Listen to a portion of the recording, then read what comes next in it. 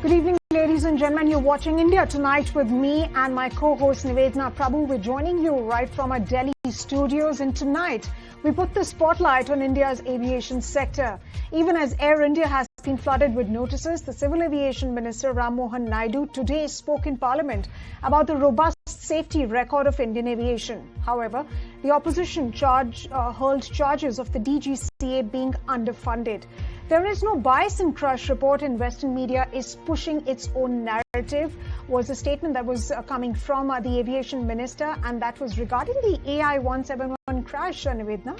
Absolutely, Sumita. In fact, we tell our viewers the same. Let's also tell them how, speaking in the Rajya Sabha during the monsoon session of Parliament's opening day today, Aam Aadmi Party MP Raghav Chadha termed the situation within the DGCA a crisis, highlighting that 55% of technical posts remain vacant in 2024. So even as the Indian aviation is pegged for greater things, what does the present picture predict for the country's aviation? But before we dive into that, let's listen in to what the aviation minister Ram Mohan Naidu and Aam Aadmi Party MP Raghav Chadha had to say. Look at the preliminary reports, sir. AIB as for the first time. So whenever these incidents happen, and if the black box gets damaged, black box is the flight data recorder, which has all the necessary information which gets recorded. And whenever there is a slight damage that happens, it was always, it came to that point, sir, where we were sending the black box outside to the original equipment manufacturer and getting it decoded from that state of manufacture only. And it was for the first time that as a country, India took a stand that the black box which was achieved, even if it was damaged, that the whole decoding process is going to happen in the country, and we have successfully done it in the country also. The AIB has been successful in decoding the entire data which was available, even if the black was from the outer side, if it was looking damaged also. I have to tell you that the way we are seeing the investigation is through the facts.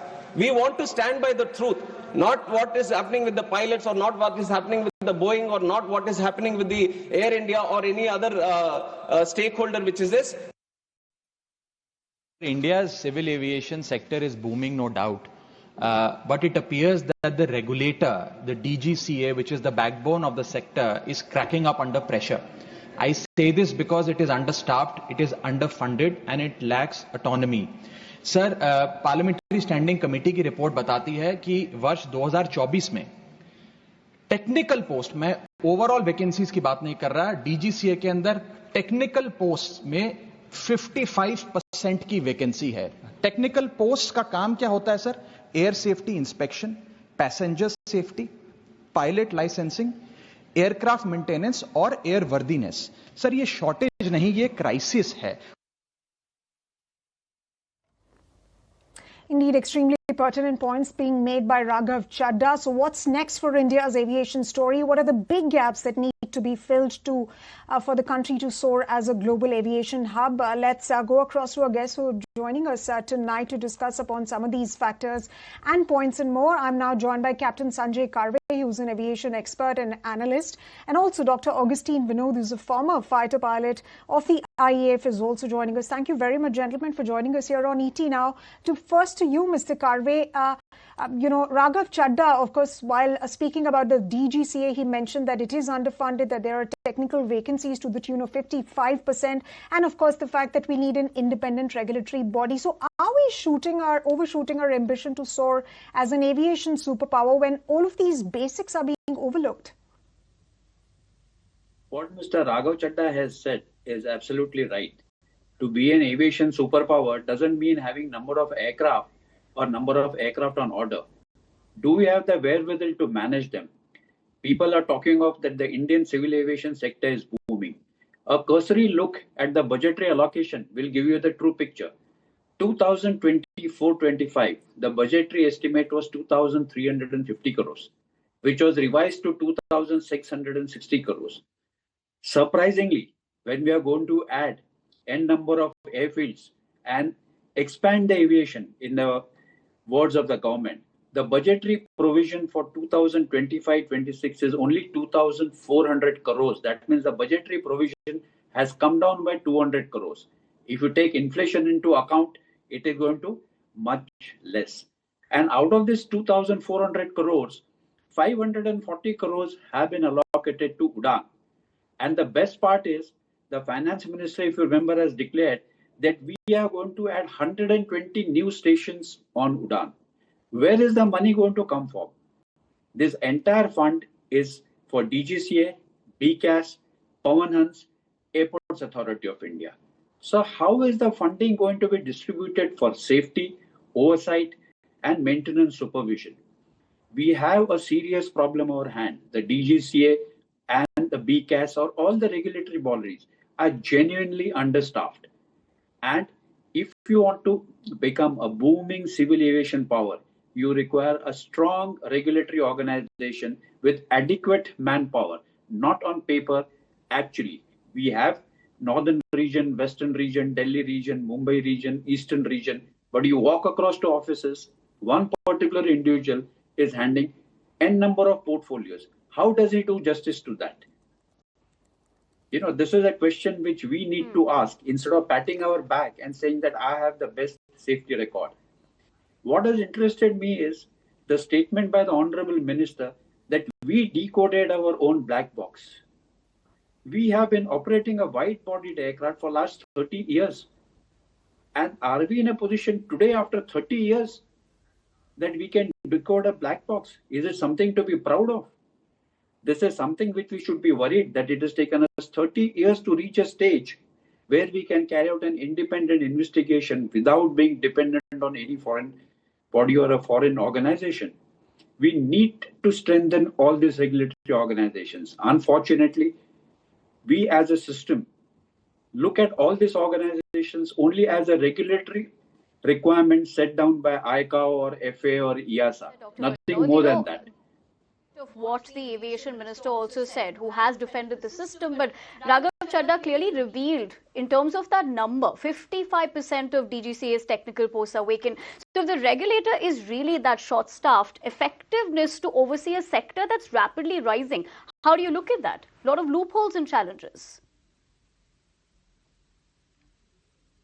There are plenty of loopholes and challenges. Sorry, after you. Is it to me, sir? Is the question to me? Yes, it is to you, Dr. Vinod. Yeah. Yes. So, a couple of things we need to understand clearly. Firstly, when you say numbers, technical manpower numbers, you say in absolute numbers and you don't say in percentage. Suppose a technical manpower requirement for, say, to look after Airbus fleet is 2, and one is just retired and the government is in the process of hiring one. It's 50%, isn't it?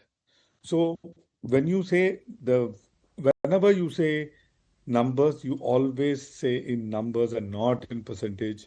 Raghav Chadha being CA, he knows how to prop up these numbers. You know, to say 55% technical manpower.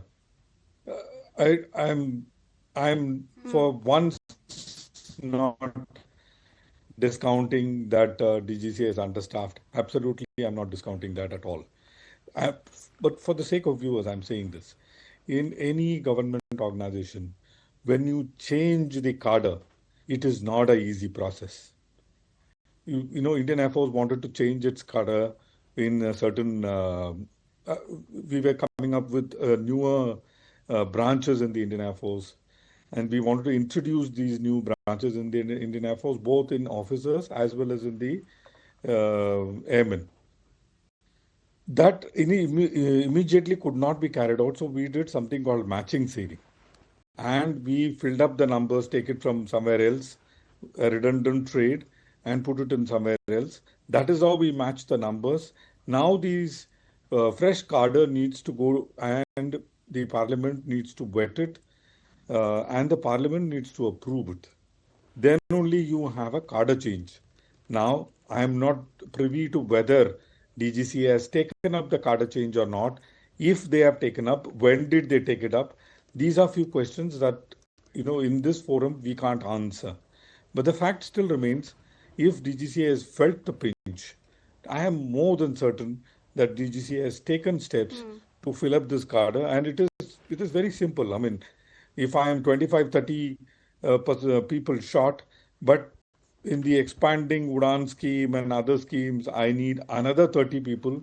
I'm more than certain a DGCA would have taken up for a change in cadre, giving sufficient, justification for changing in cadre to the financial committee and followed by the parliament committee, because remember, any change in cadre would incur a lot of expenditure and a recurring expenditure from the side of the government.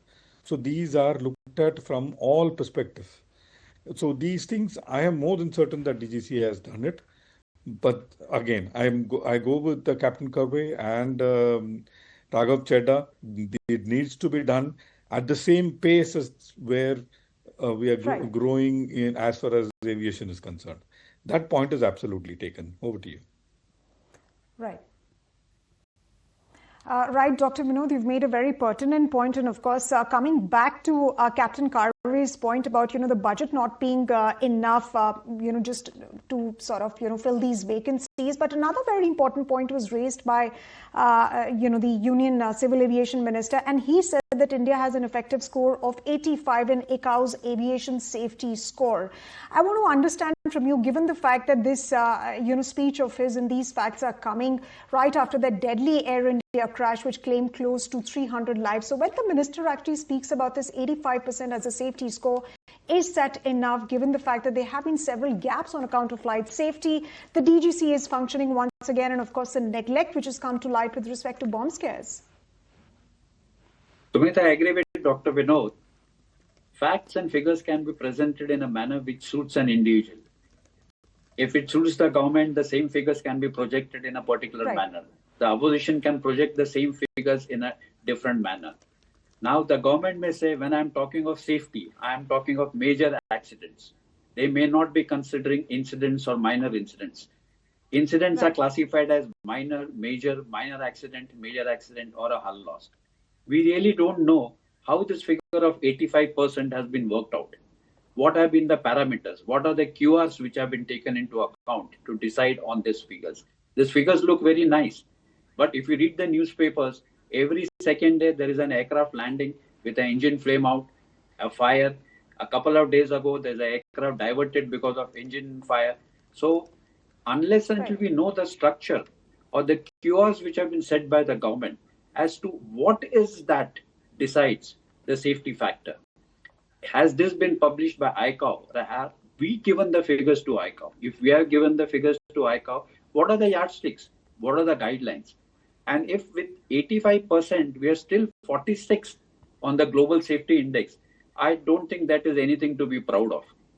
If we are talking of a booming aviation sector, Atmanirbhar India having another 500 aircraft, which is a major problem. The existing aircraft today in this country have no place to park themselves. Where are you going to park these 500 aircraft in next 5 years or 6 years? We talk of red-eye flight.